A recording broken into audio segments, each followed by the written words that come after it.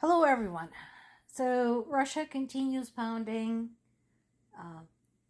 Ukraine's capital, Kyiv, as well as other cities, and they're not even pretending anymore to attempt to aim at some type of military targets. They openly declare that they have some type of campaign of intimidation of civilians going on their message boards. They're not even trying to cover up anymore. So, in response, Ukraine continues targeting Russia's oil infrastructure and Russia's military industrial complex. In this case, there's been a large strike against Russia's warehouses used for storing drones. So, the warehouses are located in Moscow and Tambov regions. And initially, Russia raised a cry that why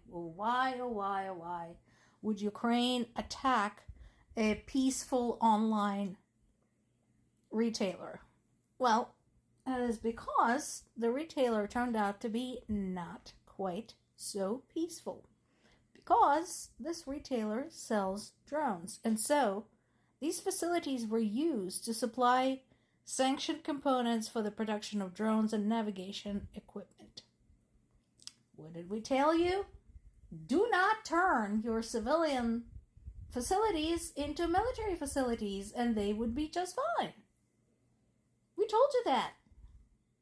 This can't be new to you. So, the message continues to be the same. Leave. Do a 180, withdraw your troops, leave Ukraine alone forever, and this all stops. We're not interested in you, we don't want you, we don't want your land, we don't want your anything. Just leave us the hell alone. Just go away, and we'll stop. But so far, they're not stopping. In addition, we talked about the Black Sea and the Sea of Azov. So 2 tankers, 2 floating cranes, and a tugboat have been struck in the Black Sea and the Sea of Azov. The vessels were used to transport oil, fuel, and military cargo. Same message, guys. Same message. And this goes back to the warning issued by Ukrainian command to the Russian military operating in that region, in the Black Sea and Sea of Azov region, when they told them, we can see every fucking thing you're doing. We can see when you so much as sneeze. Just try moving out of line, we are going to nail you. And that is exactly what is happening. Meanwhile, again, Russia continues slaughtering Ukrainian civilians. And again, most of the news report about Kyiv, but it's not just Kyiv. I just spoke with my parents, and they're getting slammed over in Zaporizhia. You know, I told you about the battle for the Zaporizhia region and the attempts, basically, by Ukrainian military to not let Russians any closer to Zaporizhia and start pushing them out of that area. If we manage to cut off Crimea, that's going to actually help, because that all of those areas are connected along the coast. So that is important. Ukrainian intelligence services recovered key evidence in the case of the attempted assassination of Ukrainian businessman Vadim Yermolayev in Monaco. Again, typical. Doesn't surprise anyone anymore.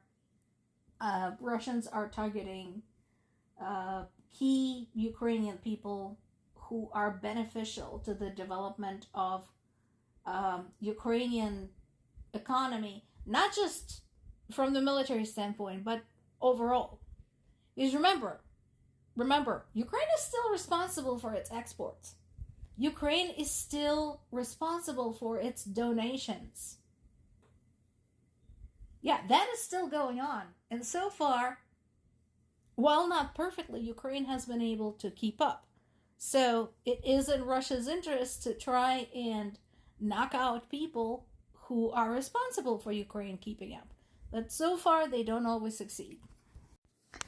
Protests continued in Kyiv, basically saying Zelensky should remove General Syrsky, reinstate Mikhailo Fedorov as the defense minister. If it were me, again, I would restore Zaluzhny as the army commander, restore Fedorov as the defense minister, and put Syrsky somewhere where we know he can be successful. Syrsky is an troops and artillery guy. Put him somewhere where he can exercise that expertise. Sort it out. Again, there's a war on. And let's see, what else is going on? Oh, once again, Russia is continuing to attack Ukrainian ports. No surprise there. North Korea continues pussyfooting with Russia, sending Russia missiles and munitions. And thousands of North Korean troops have died at the front lines. And again, how is anyone okay with that? Again, it's impossible to tell what they're telling them about this in North Korea. Probably some kind of bullshit. But this is insane. Meanwhile, speaking of foreign troops, Botswana is now saying an alarming number of its nationals have been forced in combat in Russia's war against Ukraine under false pretenses. The ministry continues to receive heartbreaking calls from Botswana, already on the front line, describing the perilous condition there.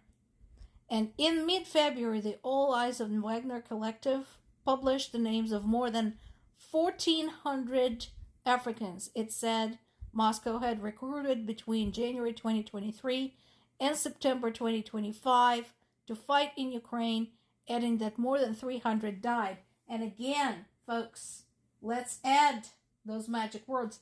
Those are the ones that we know about. Those numbers are likely far higher. Because remember, the flow of information from Russia is very dicey, and getting proof, getting documentation, tracking people down in this mess is extremely, extremely challenging. But the point is, they're using people from other countries as cannon fodder. That's what it comes down to. Nobody should be okay with that.